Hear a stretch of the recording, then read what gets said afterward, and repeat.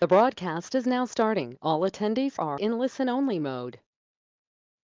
Hi, everybody. I just want to do a quick sound check and make sure that you can hear us on the GoToWebinar application. If you could raise your hand just to let me know that the sound is coming through okay. Great. Thank you.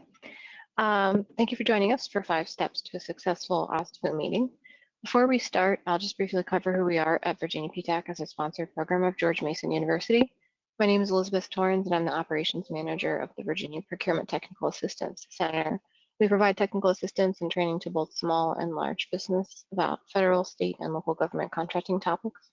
This Procurement Technical Assistance Center is funded in part through a cooperative agreement with the Defense Logistics Agency. Here at Virginia PTAC at GMU, we offer many free services to small and large businesses, including training, one-on-one counseling, and events.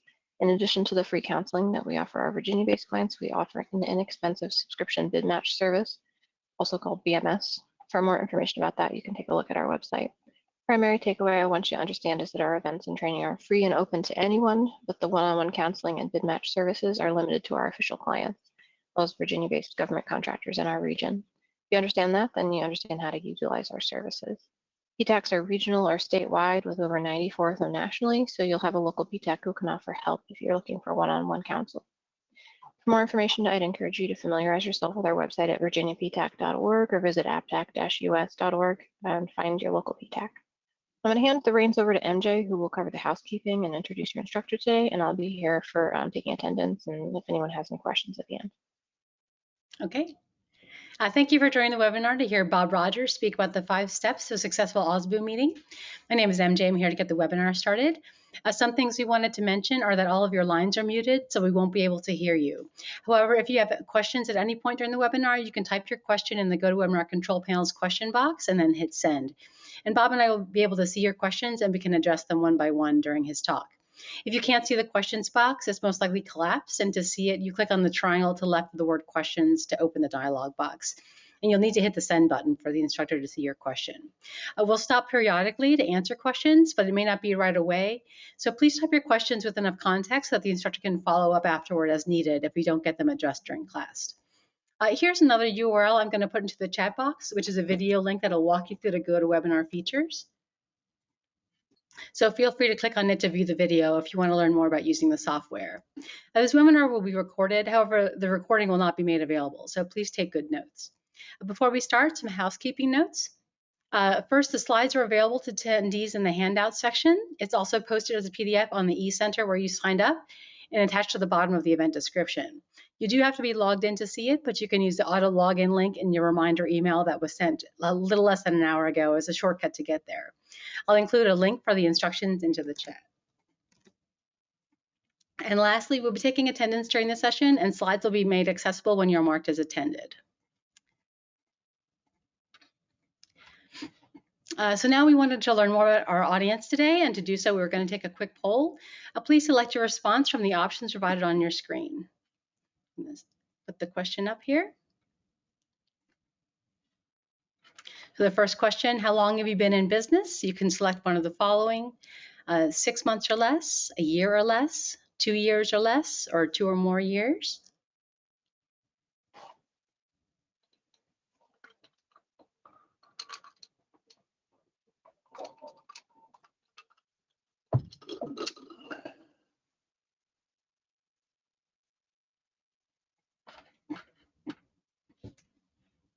We've had 82% voted, so we're just going to keep it open for a few more seconds.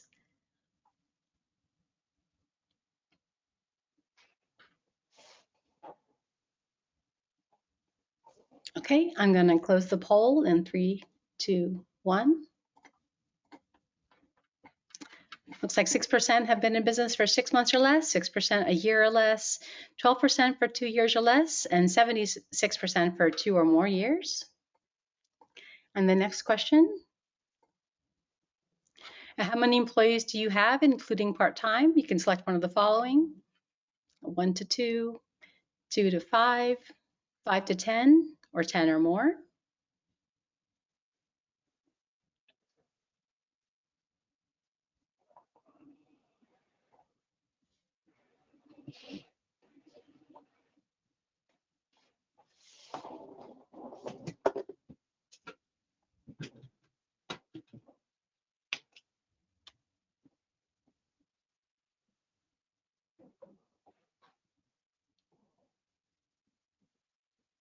Okay, I'll keep the poll open for 3 more seconds. 3, 2, 1. It's like 30% have 1 to 2 employees, 22% have 2 to 5, 19% have 5 to 10, and 30% have 10 or more. Next question. As you use social media to communicate with your target audience, yes or no?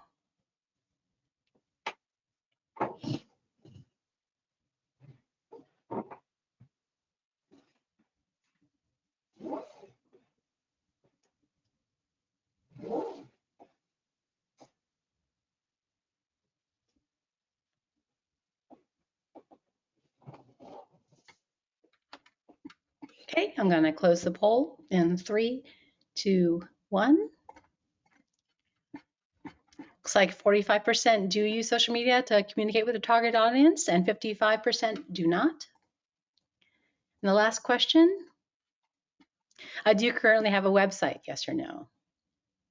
No.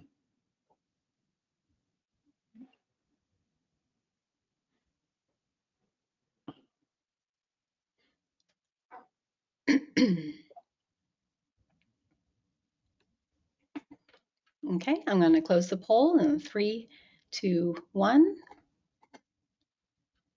Looks like 92% do have a website and 8% do not.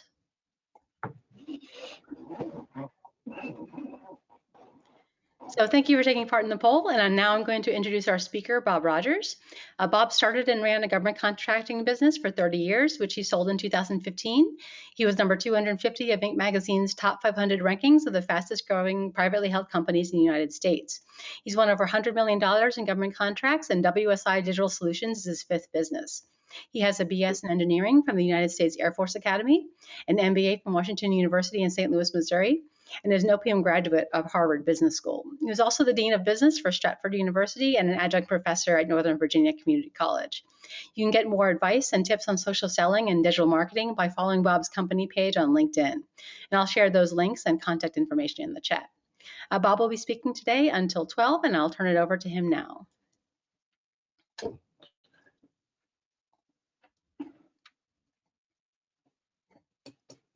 Wait for him to come on. Here we go. There we go.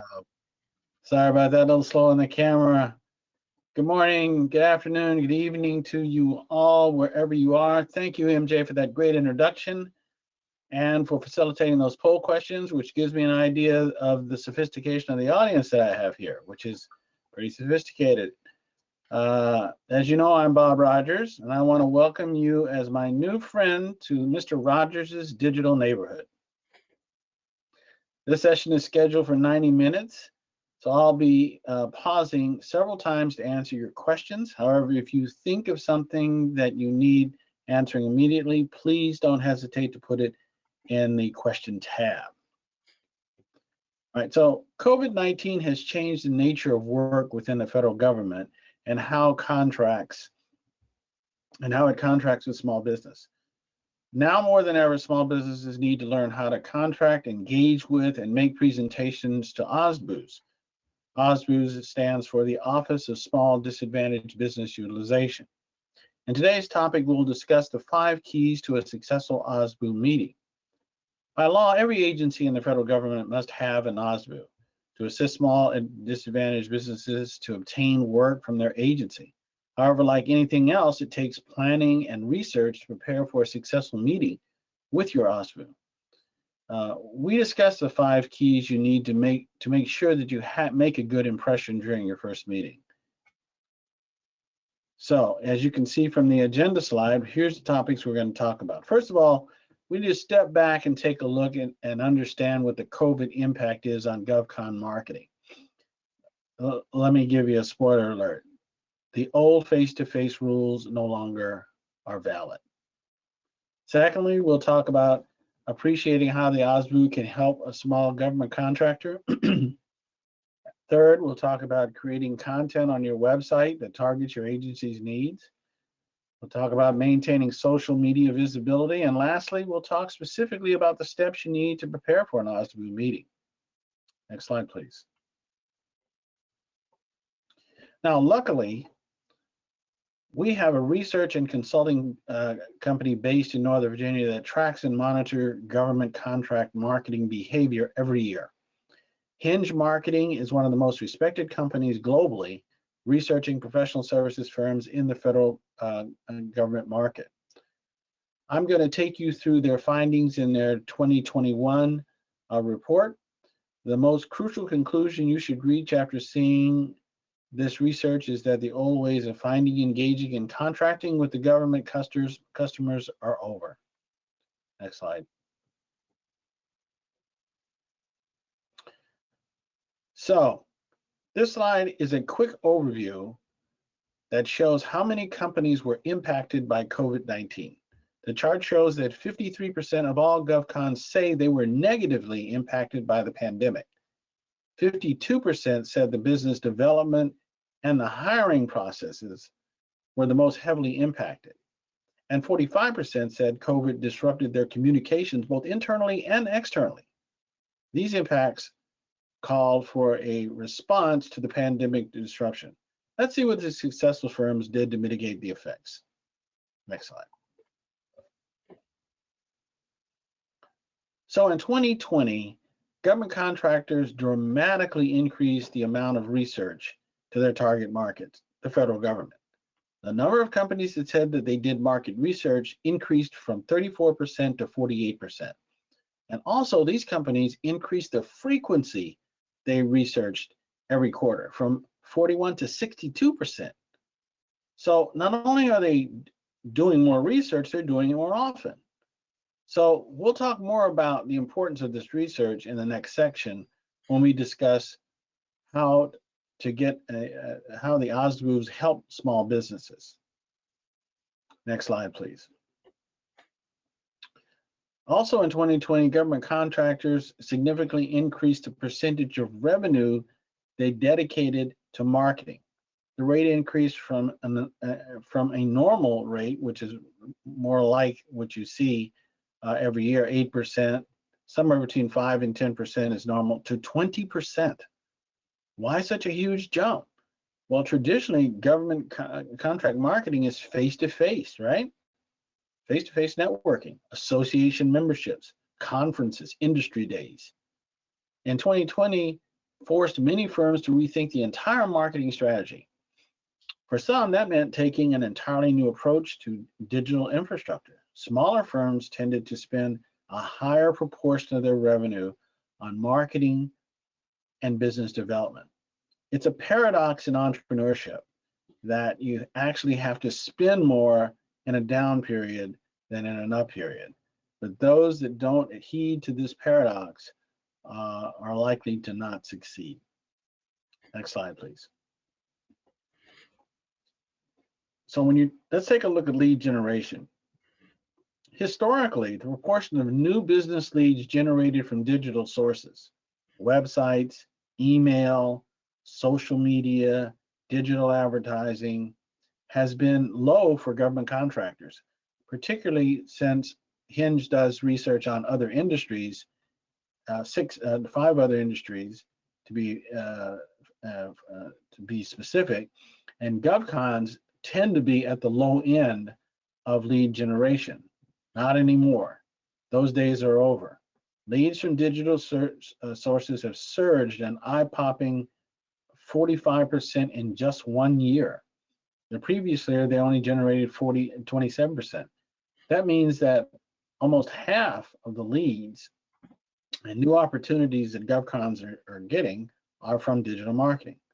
And the bottom chart down shows a correlation between companies that have higher profitability tend to use digital marketing for their leads. Next slide. Accelerating digital strategies. Government contractors tend to accelerate their investment in digital marketing tools and techniques. Social media, and particularly LinkedIn, saw a jump mainly for networking purposes. Another popular digital strategy, email marketing campaigns, shares the top spot.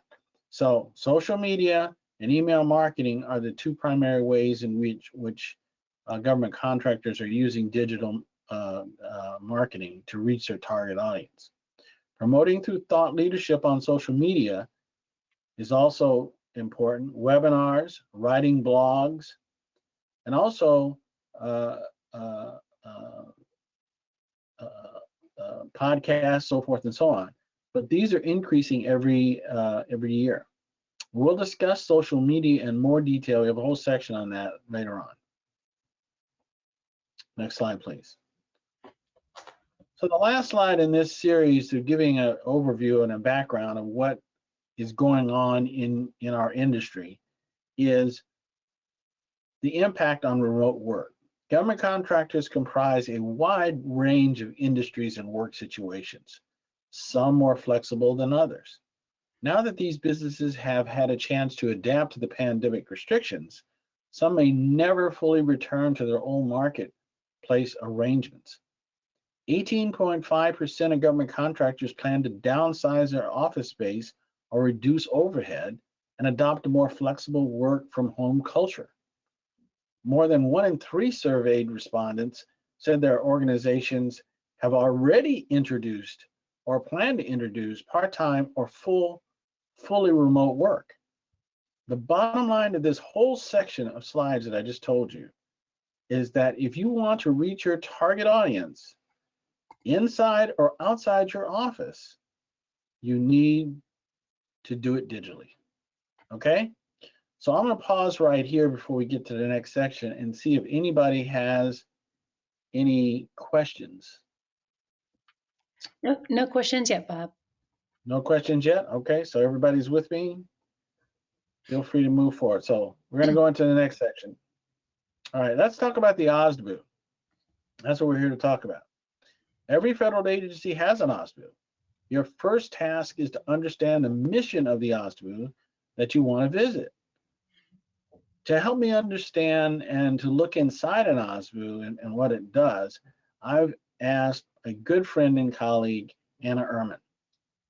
Next slide, please. Anna Ehrman is a procurement analyst at the State Department, OSDBU. So she works at the State Department in the OSDBU office. I asked her how a company should prepare to meet with her in her office, given that face-to-face meetings are rare in the COVID pandemic. They really are in lockdown at the State Department. Anna is not new to government contracting. She's been in it over 15 years, and quite frankly, she was the head of the Virginia PTAC, which is the organization that's sponsoring this webinar, before moving over to the Department of State. So she's well versed on both sides of how this works. Next slide, please. Bob, there was a question. They were asking, are you saying every federal government contractor needs an OSDBU, and if so, why? What I'm going to try to show you at the end of this, during this presentation, is that since the rules have changed on how you can reach out to your federal customer, you no longer can go to an industry day. You no longer can set up meetings in the offices. And what I'm suggesting to you is that the OSDBU is a great way in which to focus your resources to target opportunities inside a federal agency. Now, I want to make it clear that when I was a government contractor, this was my strategy long before the tools of digital marketing are used today.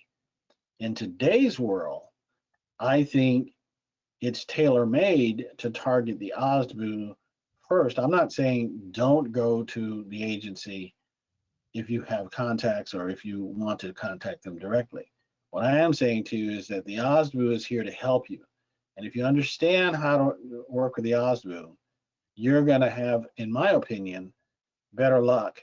At least I can say personally, from personal experience and 30 years of running a government contracting business, I had great luck working with the OSDBUs. Hope that answers her question. Did I answer her question? Yes, I think so. Okay. All right, so what does an OSDBU do? The primary responsibility of an OSDBU is to ensure the fair treatment of a small disadvantaged, women-owned, service-disabled, veteran-owned, and hub zone small businesses, so they have the opportunity to compete and win a fair amount of the agency's contract dollars. However, the critical point to understand is that the OSDBU office is there to find business to meet their requirements, the agency's requirements. They're not there to find you, the small business, a contract. Because of this mission, you need to come prepared before you schedule a meeting with the hospital, okay? So let's review in the next slide those 5 things that you need to do. Understand the OSDBU mission, understand what it buys, keep your content on, excuse me, keep the content on your website and make sure it targets the agency's needs, whoever you're targeting. Maintain social media visibility and come to the meeting prepared. All right, next slide, please. So, understanding the OSDBU mission. OSDBUs help their agency meet their legislative mandated small business procurement goals. Specifically, each agency has socioeconomic goals to spend a certain percentage of their contracting dollars with the small business. The goals have 2 parts, prime contracting and subcontracting. Now, you can look this up. The link is on this slide, but you can just straight up Google SBA website. Or you can look on the SBA website, or you can just straight up Google annual scorecard, SBA annual scorecard, and the whole thing will pop up, and it'll show you all of the data that I'm about to show you right now. Next slide. So in 2020, the State Department had an overall goal of 23% of their prime contracting work to go to small business. That's standard. It's pretty standard for every agency, and it's been that way for a while. Curiously enough, back in the days when I was in government contracting, show you how long, when I started, the goal was 5%. And a lot of agencies were giving a lot of pushback on that.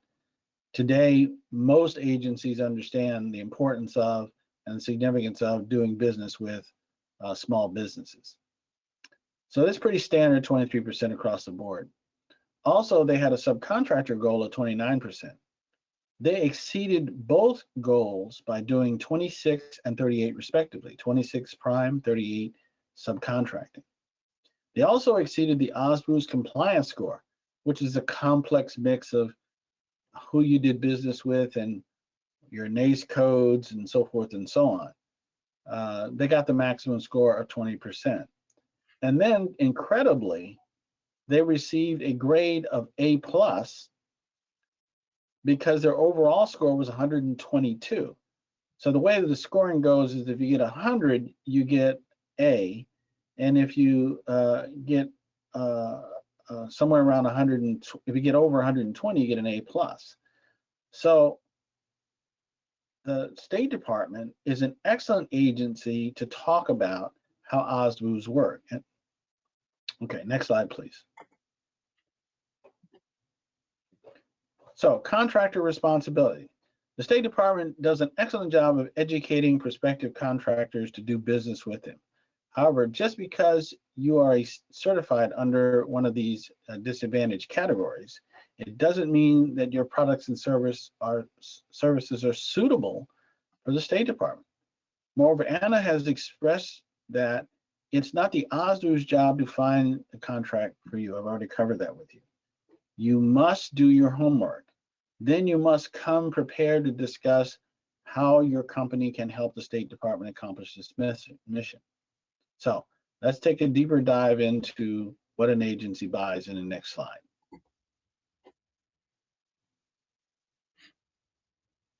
All right, so since face-to-face communication is difficult, online research is becoming the primary source of government research.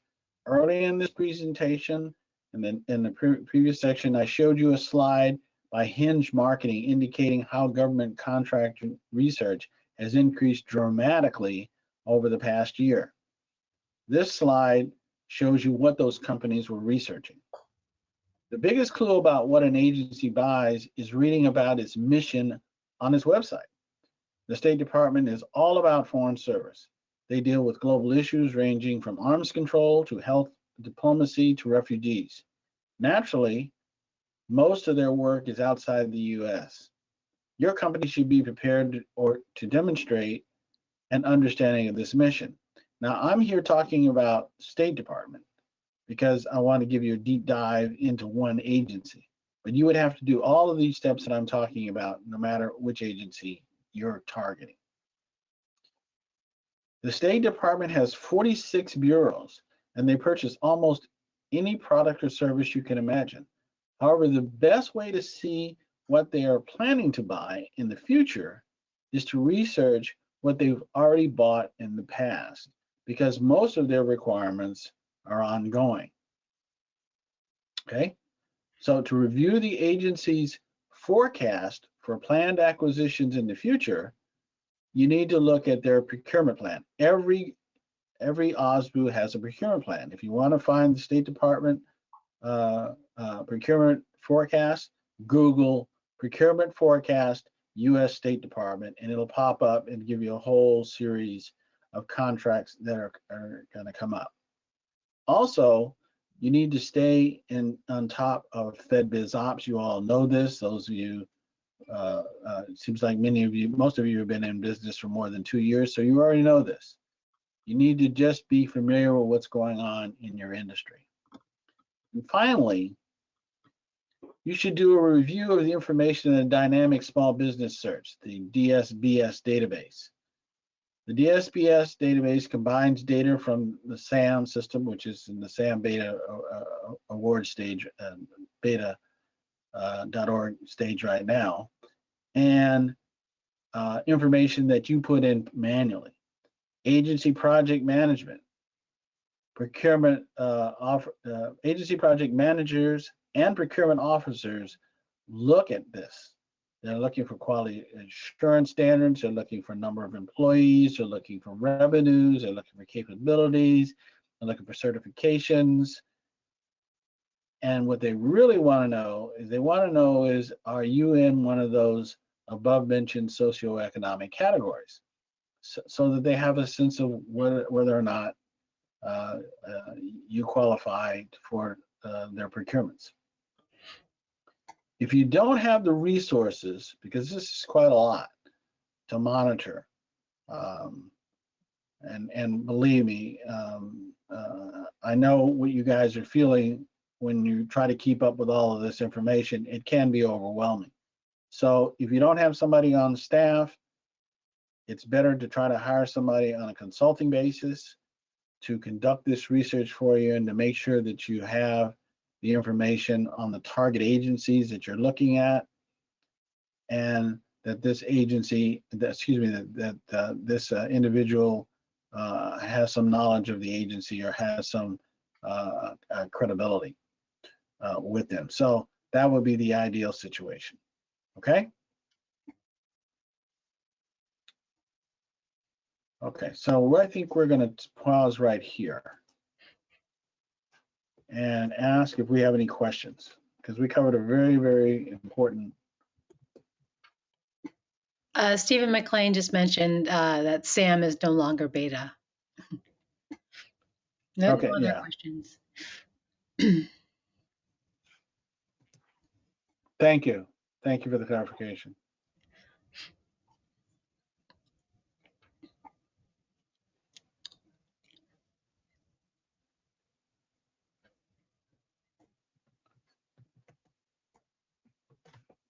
No other questions or comments? No, that was it.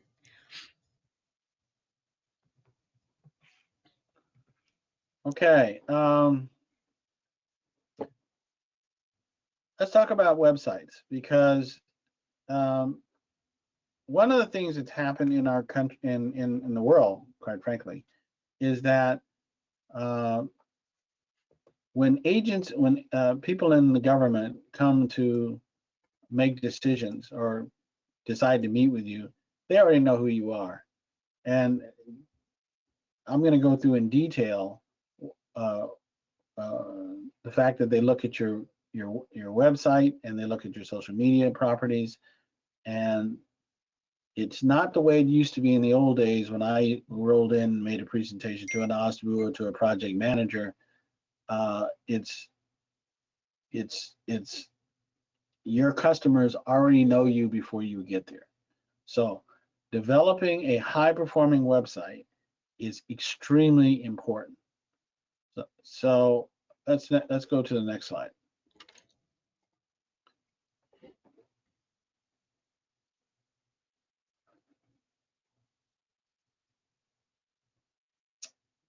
So we do a lot of websites for our clients, and that's all we do is concentrate on small government contractors, as a matter of fact. But before you meet with an OSDBU, you need to make sure that you take a good look at your website. When you contact the agency, your website may be the first indication they will see before agreeing to meet with you. So you're going to need clear messaging to the target agency. You never get a second chance to make an excellent first impression. You need responsive design across multiple platforms. Your user experience should be optimal over any device. In other words, if they start looking at you on your laptop and then switch to their mobile device, whether it's an iPad or an iPhone or a Galaxy or whatever it is, the point is that it should be seamless. There should be educational content on your website. Your expertise, your capabilities to solve your customers' problems should be very clear. And your website should be optimized, SEO, search engine optimization. You want people to know you want people who don't know you but need to use your products and services to be able to find you on the internet. It's very key. Next slide, please. All right, clear messaging and imagery.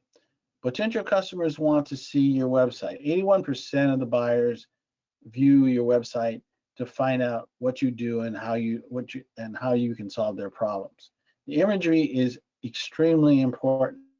If your eyes are wandering away from the text on the right-hand side and toward the image on the left-hand side, then I've accomplished my purpose. It shows that an image can be more powerful than the text.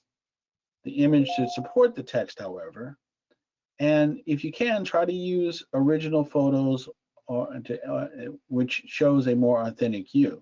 If you do in fact use stock images like this image, okay, stay away from the happy smiling faces. And another one, this could be a little controversial, but the bald eagle and the American flag is overused. Now, no one is going to question my patriotism as a Air Force Academy grad, Vietnam veteran, and staffing military hospitals around the globe for 30 years. I've served my country and I'm still serving my country. But when I put up my website, I made sure I didn't have any American flags and bald eagles because all my competitors had nothing but those kinds of images. What I put up was pictures of Walter Reed. Now, the reason why I chose Walter Reed is because there is no healthcare worker in the military, and I staff Air Force, Army, and Navy hospitals. So there's no healthcare worker that's working in a hospital that doesn't know the image of Walter Reed. It speaks to my target demographic, and it is a patriotic symbol. Okay, it's a flagship hospital of our entire military force. So the same for you, whatever it is that you're doing. I'm not saying don't use a flag or don't use a bald eagle. I'm just saying it's overused. Try to mix up your imaging so that it speaks directly to your customers. That's the most important thing. And that when they look at it, they go, aha, yeah, I know that. And it helped that Walter Reed was one of my biggest clients because it then gave me credibility. Brand positioning. Brand positioning is going to ask you 3 questions. What do you do? We're going to give you an example of this later. What do you do? Make sure it's clear and straightforward. Don't be a jack of all trades. You should show your capabilities under services or the products tab. You should have either one of those two. If you're a service company, services, products, if you're a products company. Who do you do it for? You need a tab on your site with certifications, vehicles, and customers. Why should they contract with you? Show expertise through content like blogs, white papers, testimonials from past customers. The best way to have is to have a video about your company. So we really encourage that. It's because it's real easy. People like videos, particularly if they're under 3 minutes or under 4 minutes. They can get a quick snapshot of what's going on without having to crawl through all of your pages. And then if they like what they see, they may continue on. Next slide, please. So responsive design, we've talked about this before. I'm going to go through this very quickly. It means that the user experience while searching on the internet device. 85% of Americans own some kind of a smartphone. 63% own some kind of a tablet. Therefore, most internet searches are going to be on mobile devices. Google rankings are really affected by mobile friendliness. The better your mobile friendliness is, the higher your ranking on Google. Mobile searches are always higher than desktop searches. We show our clients how many visitors come to their sites all the time, and it's almost invariably most of them come from mobile devices. The aspect ratio is something that you need to know, and your software that you use in your website needs to aspect ratio, is specifically height and width. So when you move from a laptop or desktop to a tablet or a mobile phone, the ratio, the size of the picture should shrink, change, whatever, so that the experience is exactly the same. It shouldn't be cut, your head shouldn't be cut off, or text can't be seen. It all needs to be clear and consistent. Next slide, please. Educational content is really, really important, guys. This information is helpful to your target audience and shows your expertise. There are 2 types of educational content, premium and flow. The premium content is designed to demonstrate thought leadership. On my website, I have a tab called Resources. I want this content in a separate section of the website. I invite the visitor to check out my publications to help them learn about the subject. By the way, somebody asked me, how much does it cost to download a book or whatever content on my website? All my content is free. And that's the way I think most people who are in this space should be. And I think that's what you should do. You should make sure that it's readily accessible to whomever wants it. Flow content, however, is designed to draw traffic to your site. They're shorter and designed for you to engage with the reader. They're also the primary vehicle for getting non-clients referrals digitally. For example, readers like social media posts and connecting with you on LinkedIn. You have to establish a connection with the potential. That's why we're asking you about social media, which we'll get into in a minute. No sales material. It's critical to stay away from the sales material. You'll have plenty of time later on once you get to know your customer and understand their needs to give them the hard sale pitch. But in the beginning, when you're first engaging, you want to make sure that you're not selling. You want to convince the reader that you are a trusted source of information. And lastly, you want to have key government business identifiers. DUNS number, cage code, NACE code, socioeconomic status, contracting vehicles. We advise our clients to have a separate page on their website with this information to make sure that it's downloadable in a PDF. Very important. Next slide, please. So SEO. Search engine optimization. This is a technique designed to make your content easily accessible to the right audiences through an organic search. This is not pay-per-click PPC where you actually pay Google to put an ad up. SEO or search engine optimization is in black in this slide. I love this slide because if you were a student at Hogwarts, this is where Harry Potter went to school, okay? SEO would be taught by Professor Snipe as the dark arts course. However, in this chart, we're going to try to simplify SEO and show that with some help from professionals, anyone can master this technique. There's three key pieces. Relevance. First is search engines use keywords in their content to match what you have to offer and what people are looking for. And they're getting more and more sophisticated with this as they look for phrases. And Google is actually coming out with another service in which when you search on something, they'll suggest to you, because they know that the first search may not bring up what you want, so they'll have several suggested other places for you to go. So they'll say, people who've searched on this have also searched on this query. And of course, you've seen this in Amazon for many years. They do an outstanding job of making sure that your search is going to be productive. Your website authority has to do with your links to your website. That means that people who are in positions who have big websites, for example, let's say a trade association, or you're tied to a large company as a subcontractor, or you're tied to a publication where an article was done on you. So this is the kind of thing that raises the authority. User experience. We've discussed this before. I don't want to go through this again, but it's very important to the SEO. And technology. Technology is changing all the time.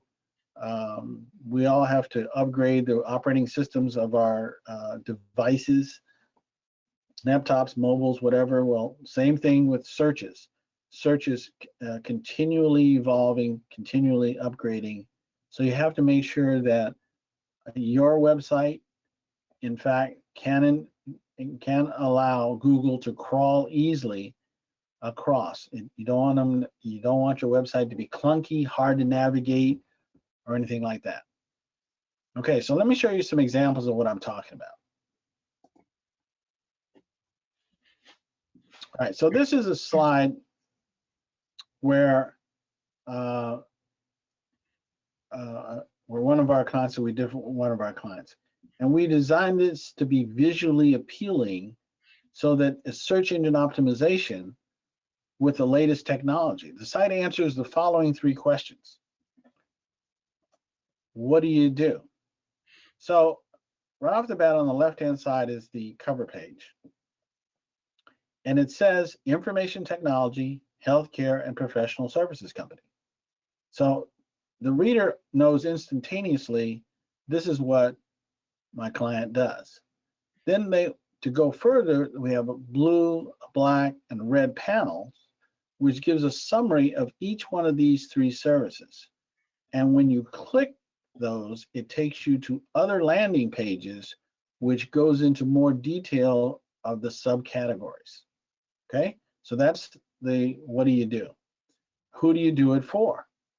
Well, on the very far right-hand side, the panel there shows all the contract vehicles they have, all of the customers that they deal with, and the fact that they have certain certifications that they have obtained, so that the customer doesn't have to go all over the place. It's actually a tab at the top.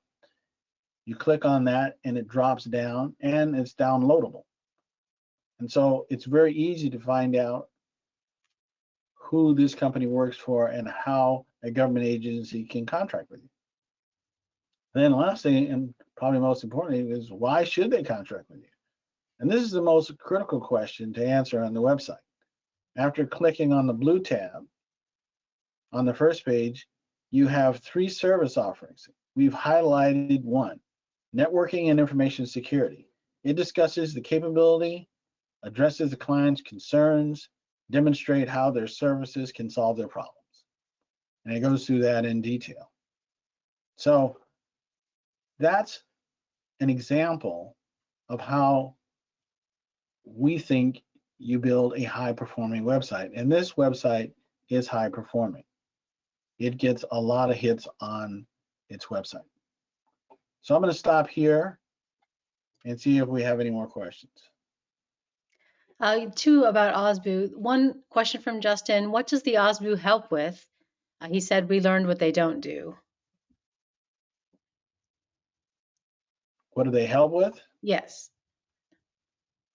Well, what they help with is if you make a presentation, and we'll go through the presentation. If you make a presentation to it, if you get to an OSBU and you can make a presentation for an opportunity that you found or something that you know the agency needs, the OSBU will in fact make the introduction and navigate you through the bureaucracy so that you can get to the right place probably a lot more quickly than you could on your own. I'm going to cover this this point. I'm going to try to nail this point a little bit later on. It's a great question, by the way. It's a great question. Okay, there's a similar one. You want to save it for later? Yeah, just tell me what he or she said. Then the next question is, for new small business trying to build past performance, can OSBUs help connect a subcontractor with a prime for a potential partnership on a current or future contract? And do the OSBUs host networking events or provide info on any event a prime may host to meet new subcontractors? Yeah, the answer to both questions is yes. However, in the pandemic, having gatherings where you have we have prime and sub getting together, those are really just shrunk to almost nothing. There are some trade associations that are going on and meeting face to face, and they're not having very much success. I'm in a group of marketers who have clients that market the federal government, and both guys in my group that go out to these trade associations have both come down with COVID, and they are it's just not safe enough yet, in my opinion, to conduct these things. There is none of this going on in the State Department. I know for sure. But to answer your question, yes, the OSBUs do that as a matter of course, meaning pair up a small with a larger contract. If you get through the presentation, you're successful, and you impress them enough that you can in fact do the work that they need. Did I answer her question? Did Yes. I answer both the questions? Yes, I think you did, Bob. Then that's it for now. Okay. All right. Let's go through social media, because again, this is the way your customers are going to find you, including prime contractors. Okay, don't forget about them. Good friend of mine who works with BAE, Diane Dempsey, she crawls the internet all the time. She looks at websites all the time. She and I talk about this. We were on board together for years. She's very active on social media, and she's always looking to team with small companies. So, and one of her ways of doing it is to get your information through social media. So, first of all, and having said that, one of the things I really get questioned all the time is, why do I need social media? I mean, I got a website, it's sitting there. And I just told you that you need to put content on your website and keep it updated and keep it targeted toward your agencies. A lot of people don't have the resources or don't know to do that. But it's very important that you do it and that you understand how to do it, even if you just post something on there once a month. But I get this question all the time. Why do I need social media? I mean, I don't understand. Isn't that for, taking pictures or doing things socially? And the answer is no. The jury is already in on this. Social media should be a regular part of your business strategy. Large and medium businesses are already investing significant sums of money to attract and maintain customers. Small companies are starting to understand the power of the tool. Like anything else worth doing, it takes time and resources to develop a social media strategy. Second, an OSDBU analyst is going to search your social media. Specifically, they're going to hit your company LinkedIn page, and they're going to hit your individual page before they meet you. Or they may just be out there crawling, looking for somebody like you. And if you're not visible, if you're not posting, and if you're not out there, you're not going to be visible. You're not going to be seen. So make sure you check your social media accounts before contacting the agency. Is your profile up to date with the appropriate information? Does your description of you and your business speak to the expertise of your the agency you're trying to contract with? Do you have any references from former clients or critical influencers in the government space? I can't overemphasize that one. If you got somebody who you know has contacts within an agency, please try to hook up with them. Please try to get them to commit to put content, or you write content about them and put them on your social media or your website to give you credibility with your government agency. And we'll talk about how else you can use them directly in the presentation a little bit later. If the answer to one or more of these questions is no, if you haven't done any of these things, profile, description, your business and work, references from other people, then you probably need to go back and do some hard work to up your profile to make sure that you have all of these things, because they all go toward the decision-making process of the OSDBU and, of course, the agency. Next slide, please. So, how do businesses use social media? So there are 4 ways. The first one is networking. Just like any other person, social media can develop relationships, just like networking events and conferences. The advantages are few scheduling conflicts, no geographical boundaries, and no travel. You can connect with anybody that you want to. And if you're out there and you have a presence, you'll be amazed at the number of people that try to connect to you. I get a new connection at least one every week, and I am by no means a super networker on social media. I'm a pretty good networker, but I'm nowhere near what the major corporations are doing out there and how many people that they're dragging in to social network. Also, it can promote your content. This is the best way to get your thought leadership, talking about your skills, talking about how you feel about serving a specific space or a target audience. Search engine optimization. We use social media keywords to help increase the ranking, not only of your social media, but of your website. So anything that's on social media is also going to be posted on your website. And it's mostly through the blogs, and that's going to help you increase your visibility. And here's something that I know is important to all of you: recruiting. Because of the internet and the COVID pandemic and the trend toward remote work, you know, hosting a career day is just not there anymore. So how are you going to do your talent acquisition functions? Well, most government contractors are pivoting towards social media platforms, particularly LinkedIn, to compete with other companies' career sites on their web pages and job boards, such as Indeed.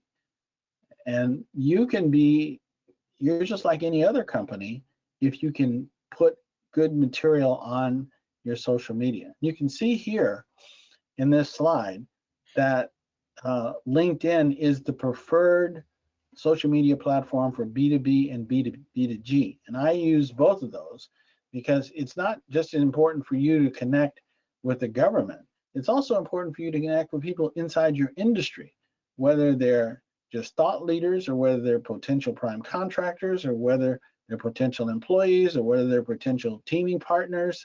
All of these people, in my day, I had to track them down over the phone, or I had to meet them someplace, or maybe if I heard about them, I'd have to send them an introductory email. That was my only method of doing so. Now, with these powerful tools, you can actually do searches in specific areas. You can pull up an agency and get everybody who's on LinkedIn in that specific agency and know who you need to target and what you need to say to them. So it's very, very powerful. Next slide, please. I'm going to go through these very quickly because you guys have all heard of these, but LinkedIn is primarily B2B. Again, it's a great way to do research. To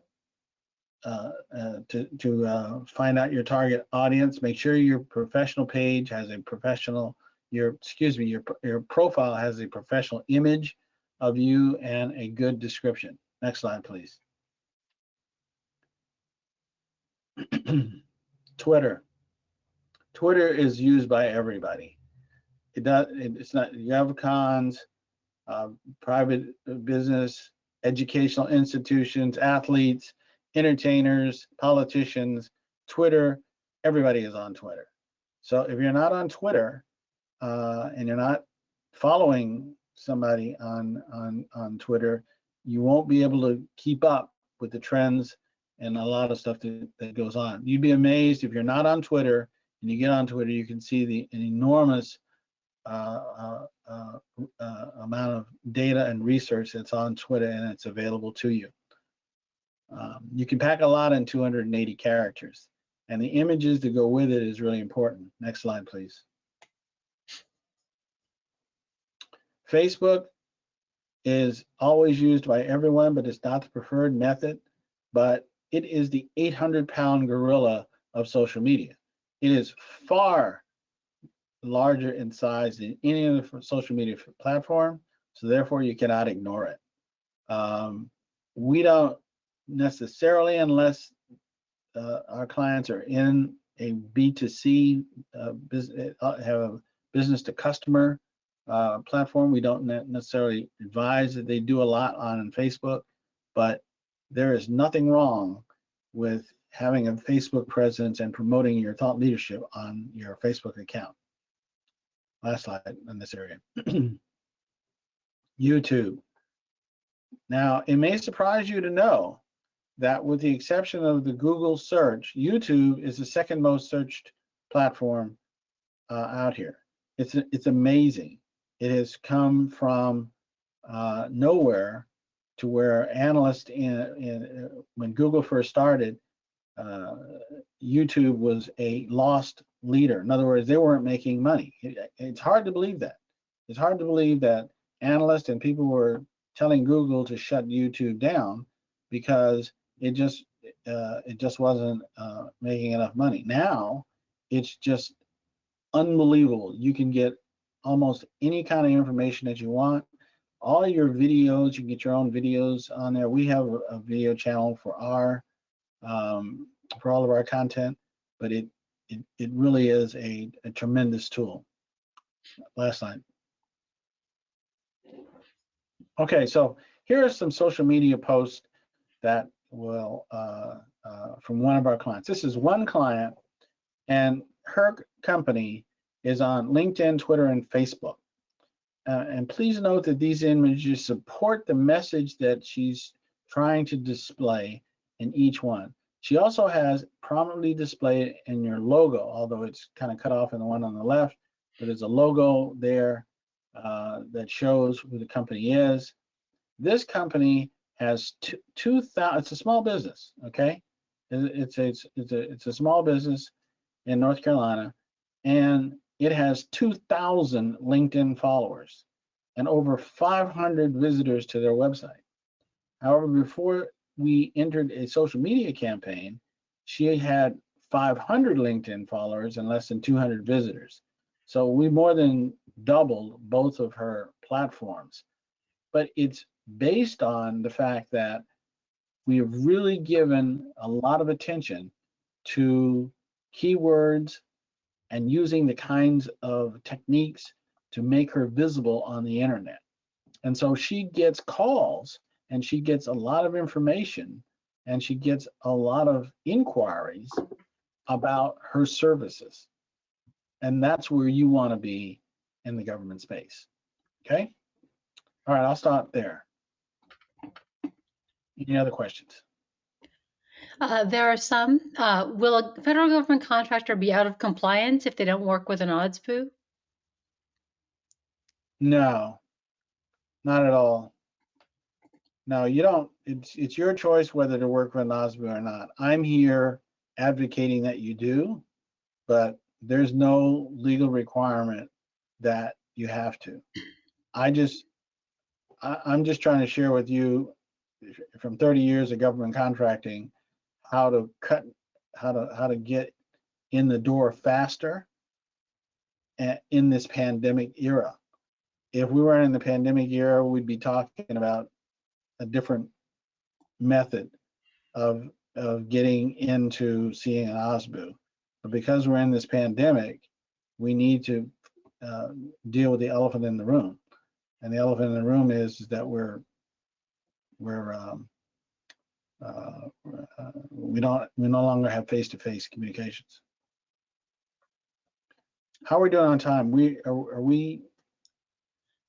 I think we have Another 30 minutes? Another 30 minutes. We have until noon. Okay.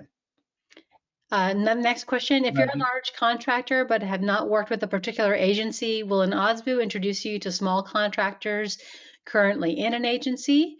They don't know if this is something traditionally done. Yeah, I mean, if you're a large contractor and you come in and you remember, the OSDBU has two goals that they're tracking. One is prime and the second is subcontractor. So if you are a prime contractor, a large business, and you come to an OSDBU and you say, you know what, in this particular area that you've already researched and you already know about the OSDBU, you're looking for teaming partners. Absolutely, the OSDBU has a whole raft of them that they would probably recommend to you. They'd want to vet you out as a contractor, just like they would vet out a small business. But clearly, it goes both ways. They're going to recommend small businesses to primes and primes to small businesses or subs. Excuse me, I'll get a drink of water here. Okay. I think that answers one of these questions. The next one was, with regards to OSDBU, can you please summarize their benefits to a government contractor again? So that was probably one benefit. Okay, why don't we, I will summarize at the end of the presentation the benefits, unless you have something specific. Okay. I think when we go through the presentation to the OSDBU, I think you'll see what we're talking about in terms of what's the benefit of presenting, what's the outcome, why are you doing it, why are you there to begin with. Okay, and that was what the last question was about, the presentation. So I guess we should move on. Yeah. Okay. So there are no in-person meetings at most OSBUs. It's just not there. So you're probably going to end up with some type of a video meeting. And every video meeting is different, but there are some fundamental steps. And you can click to the next slide. There's some fundamental steps you should take to prepare for an appointment with your OSBU, okay? So first, the best method to reach an OSBU is through an email. It needs to be well crafted, good headline. It needs to be, specific based on your research. Calling up and saying, look, I'm a woman-owned, veteran-owned, certified company, and I want to know where to come over and sign a contract is not going to cut it. You gotta be more specific. You gotta understand what target you're after, and most importantly, how your company can help the agency solve their problems. That's what they're looking for. Okay, so I would request a Zoom meeting, a video meeting, whatever platform you want to use. We'll go through all the platforms so the OSBUs can see you. It's bad enough that we can't meet, but trying to sell somebody over the phone, I think, is really not a good way to go about it. I think the better way to go about it would be to try to do it through video, and that's what we're going to talk about: how to prepare for a slide presentation. We're going to talk about how to address the agency's needs based on research. And then we're going to talk about not overselling. Now, this is your first meeting. And so we're going to emphasize here in this discussion is how to educate the agency about who you are and how you can solve their problems. Next slide. Oh, sorry. Okay, so why a video meeting? I'm going to hit this again because maybe you missed what I said earlier. But you're there to educate the audience.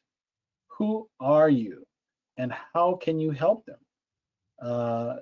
It's not what can you do for me, it's what can you do for them. That is the mentality that you should have going in. If you don't have that mentality going in, then you're not going to be very successful. You want to establish yourself as an expert, demonstrate your expertise on solving specific problems, or you've done your homework and you know opportunities because you have the forecast. So you know all of the opportunities that are coming up and you know all the ones that are existing.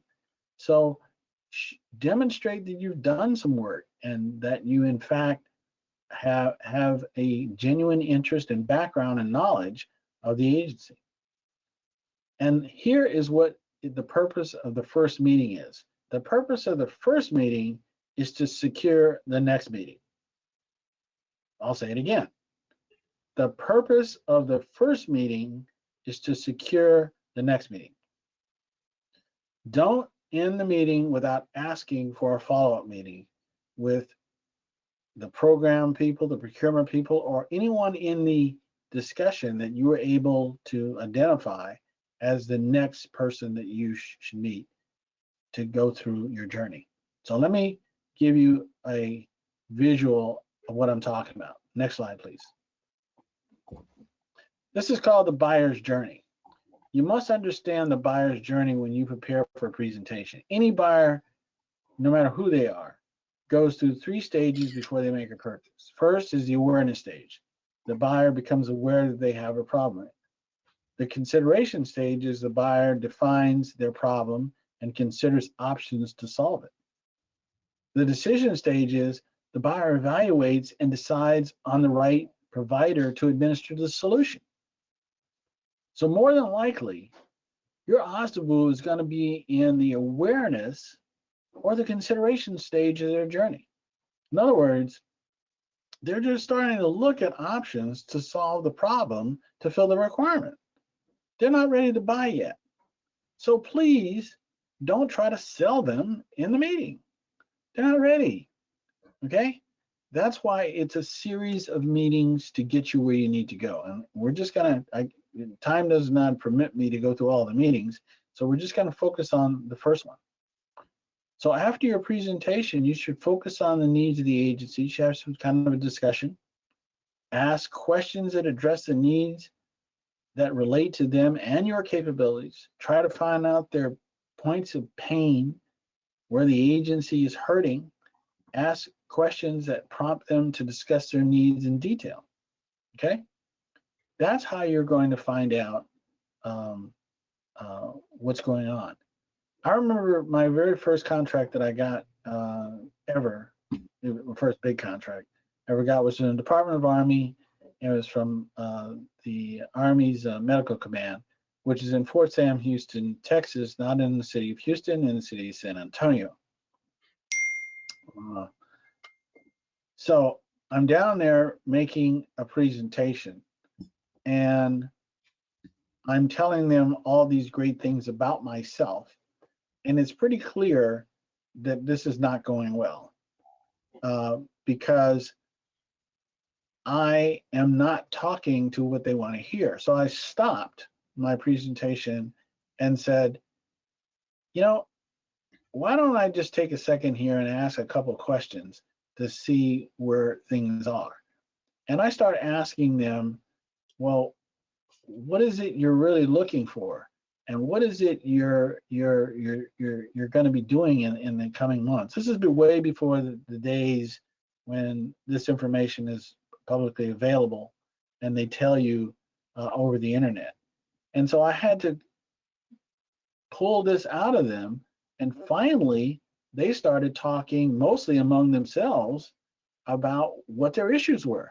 And they started down the road of, well, you know, we got this problem over here, and we got problems in Europe, and we got problems here, and we really need to address this type of healthcare issue and that type of just, and you know, I started to soak it up.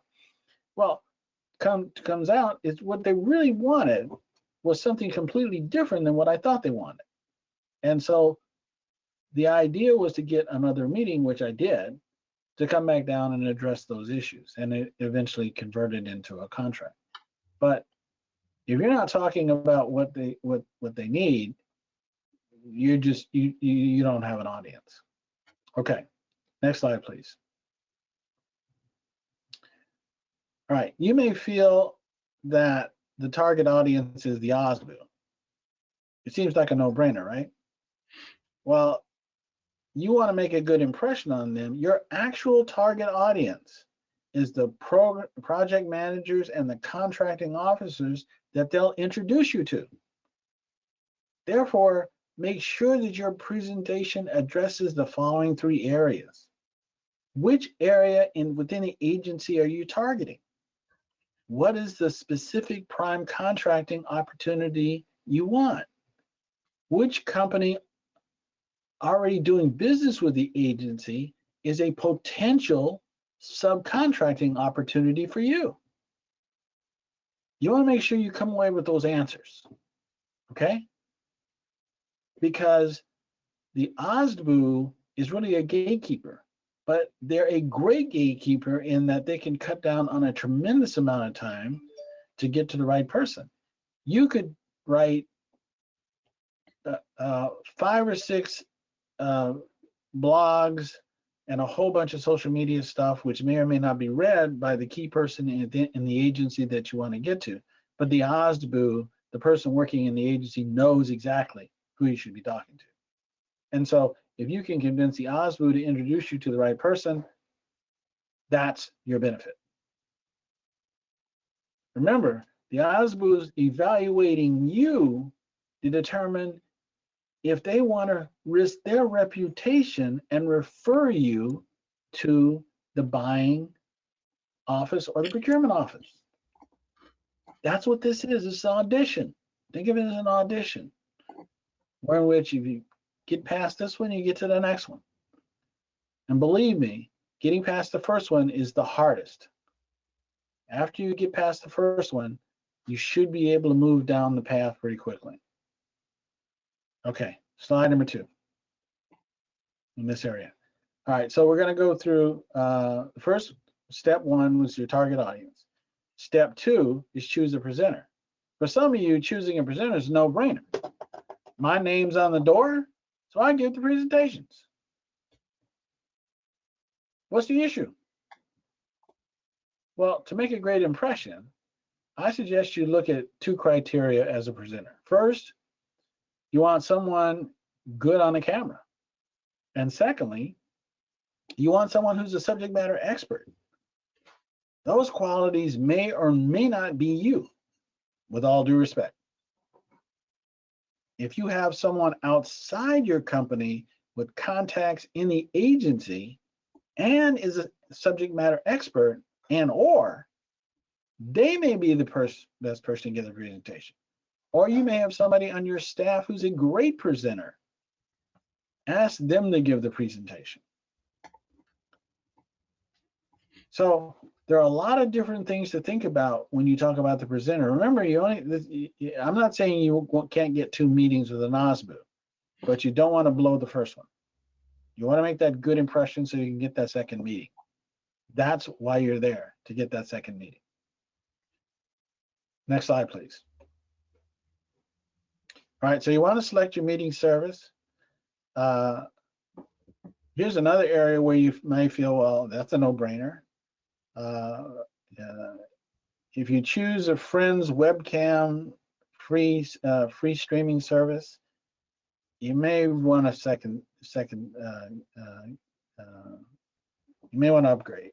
Let's put it that way. Pay some money for a professional platform that shows good slides.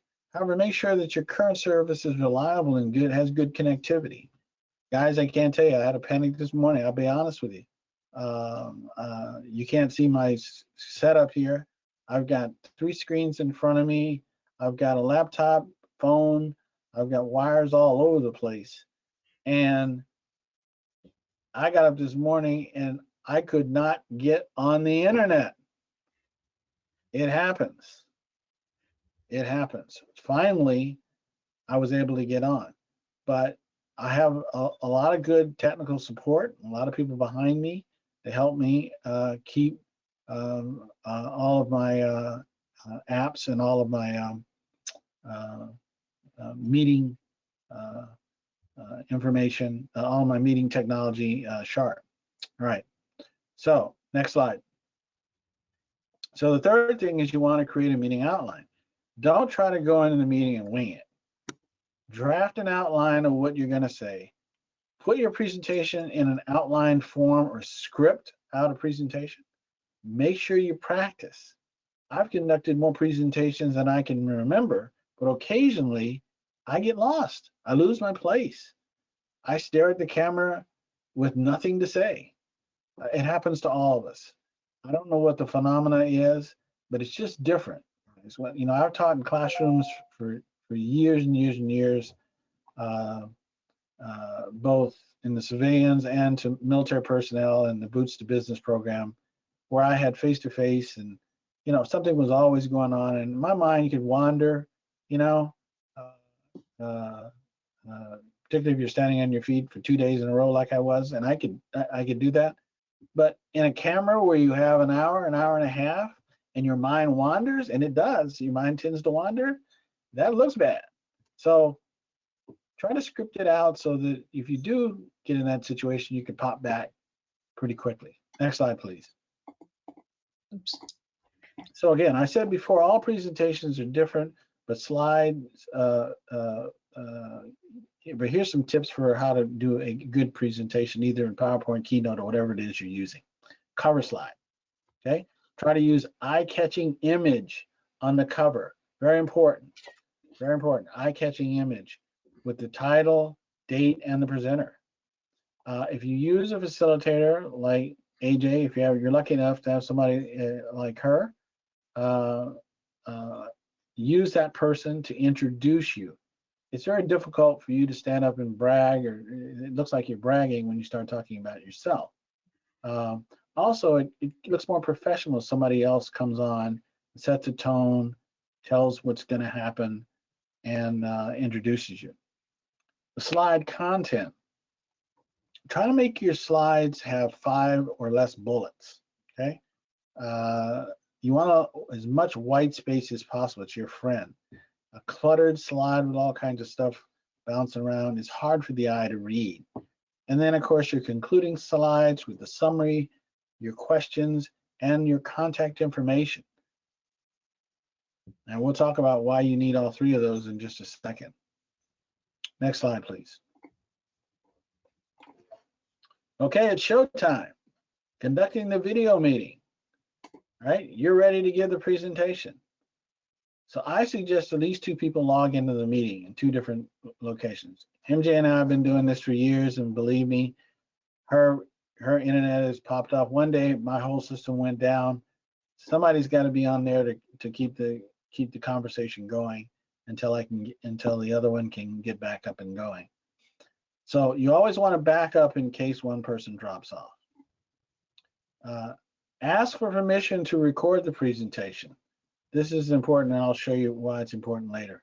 Log in 30 minutes before the presentation. You never know what you're gonna have. You're trying to come in 5 minutes before the presentation and make it work. I don't suggest that. Make sure you're there and you're working through all the stuff that you're going to do.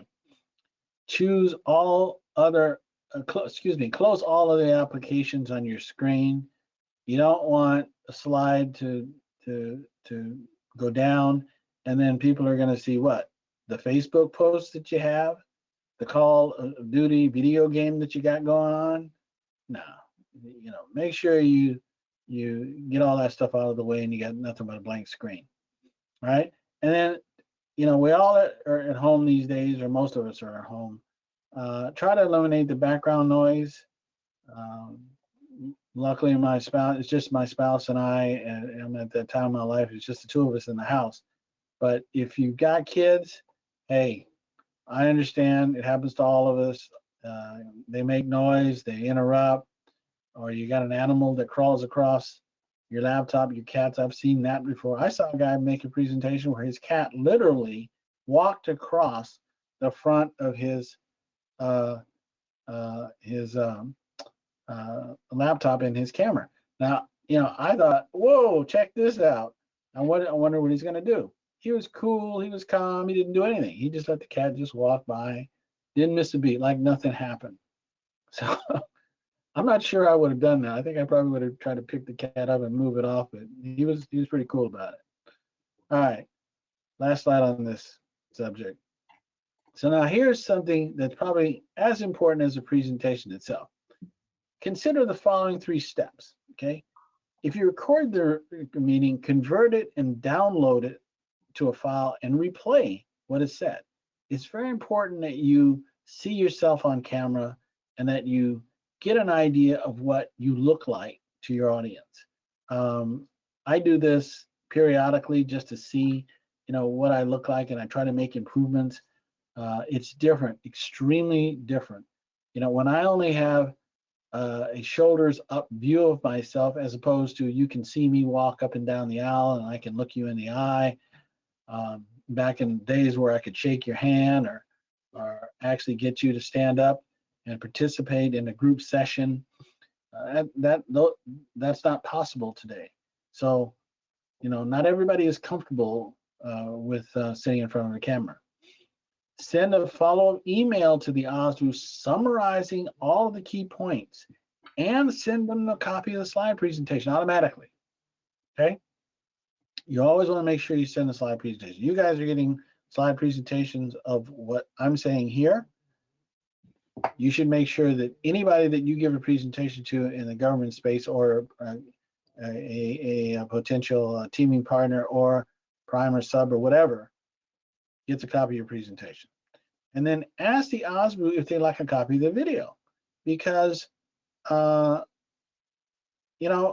the OSDBU is getting ready to refer you to someone, nothing is better than to say, here, take a look at these guys. They're pretty good. I mean, look at this presentation. This is pretty professionally done. I got the impression that they have their stuff together. I think we can work with these people. They put in a lot of time and a lot of effort to get to know who we are and what our requirements are. and then they put on a pretty dynamite video presentation. So here's a copy of the video, and here's Mr. Procurement Officer or Madam Project Manager. Here's who these people are, and so they get a chance to see you as well, and so you get some legs with the video. So here's a little tip that I learned in my career, early in my career. Prepare your follow-up communication before your presentation. Therefore, you already know what you're going to say, and you're not scrambling around trying to figure out what you're going to do. Now, after this webinar, we're going to post on social media that we conducted this webinar, right? And we pretty much know what we're going to say. And when you make a presentation to an OSDBU, you should know what you're going to say. Okay? All right. Last slide on this. So let me summarize the whole 90 minutes, and then I'm open for questions, and I will stay here past 12 o'clock and answer anybody's question. I will not leave until all questions are answered. Okay? All right. So we first talked about the impact of COVID on the GovCon. Very important. You got to know what your competition is doing. We then talked about how to understand what an OSDBU does and how it can help small businesses. We want to make sure we create content on our websites and in our social media platforms. You cannot be in business in today's world and not talk about digital platforms and digital marketing.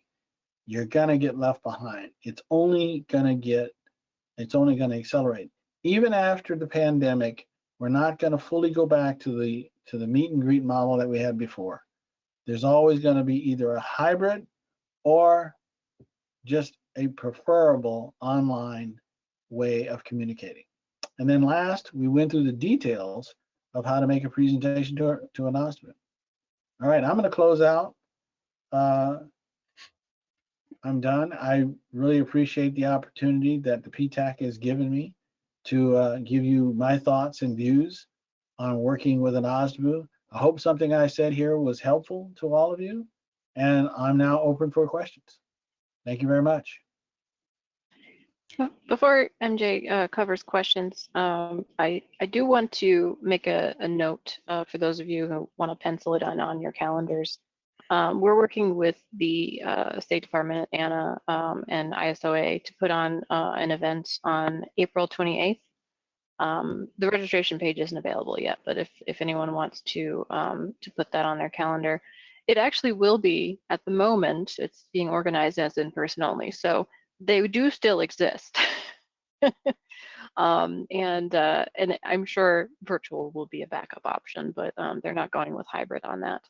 And Virginia PTAC is also organizing ourselves an event on May 23rd and the afternoon of May 24th to do a industry day and matchmaker, but well, I guess not industry day, small business event and matchmaker.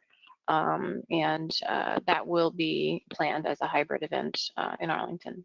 So I just wanted to put that out there, and that the 24th would be virtual only, the afternoon portion. So if anyone wants to pencil those dates in on a calendar, April 28th for State Department, and then May 23rd and 24th for Virginia PTAC, and we'll be inviting lots of agencies. I already have interest from OSDBU, or small business offices, as DoD likes to call them, on participating. So we'll have lots of agencies present, and if not OSDBU officials, then potentially program office people. I know that our contact with the Army is interested in trying to bring several if she can. Good, thank you, Elizabeth. Bob, we just had one question: is where do we find the OSDBU? Where do you find the OSDBU? Mm-hmm. You can Google the agency, or you can just straight up Google the agency and then put OSDBU behind the name, and their website will come up. Or you can Google the agency and look on their website, and they will have a link to the OSDBU site. All agencies have them. It's very easy to find the information. Okay, Bob, do you mind if I just take the send the survey out to get some feedback? Sure. Okay, just going to launch another poll. If you guys can just take part. How much did you learn from this webinar? You can select one of the following. I've learned many vital strategies that I will use. I've learned a few things that will help me with my business, or I didn't learn anything that I hadn't known already. You can just collect your responses. We'd really appreciate it.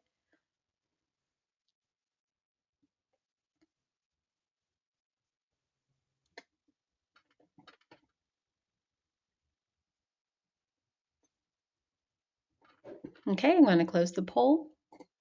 And then the last question, would you prefer this webinar to a colleague? Yes or no?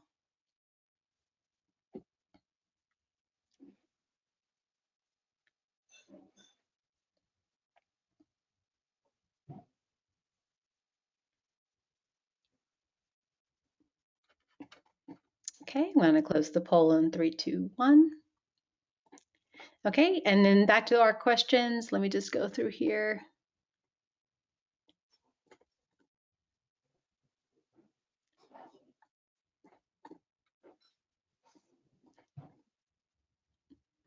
Oh, one question was, that's a small business. How much should we budget for a new website and update social media? Good question.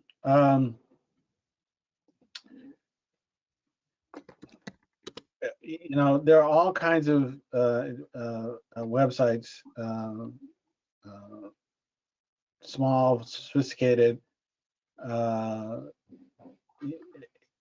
It really depends. You need to look at a website as a part of your overall marketing strategy. And your overall marketing strategy every year should have an annual budget. And as you saw on the first slide, the average GovCon spent 8% of their revenue on marketing. Now they're spending 20%. So of the ones that were surveyed. I'm not suggesting that you spend 20% on advertising. I never spent that much when I was in business. I did get up to 15 one year, but most of the time I was below 10%, somewhere between 5 and 10%. Now, within that amount, you need to determine business development costs. You need to determine whether you're going to have somebody internal, external writing proposals for you, and then you need to have a budget amount inside that tells you how much you're going to spend on a website. You know, to come up with a number and say the average website cost X is really, it's just all over the place. There's so many people doing websites. But here's the thing. If you do ask somebody to do a website, ask them, have they done any websites for a government contractor? It is different. People in the government are looking for different kinds of information than people who run bakeries or who sell shoes or in retail. It's a different kind of a website. So make sure that the individual that you're talking to understands how to make a website or has done websites for government contractors. Okay, and I just wanted to mention, if anyone has any helpful comments on how we can improve the webinar, or if you have any feedback for the instructor, please put your comments in the question box in the GoToWebinar control panel, and we really appreciate it. I'm just going to look through to see. I don't think there's any other questions that came through.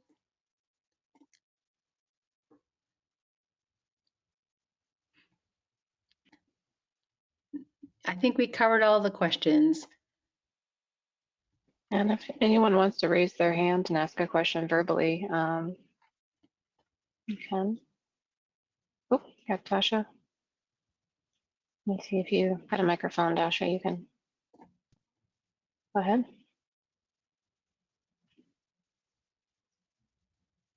I don't hear you yet. All right, we'll try Chris. Let's see. Chris, if you can unmute yourself.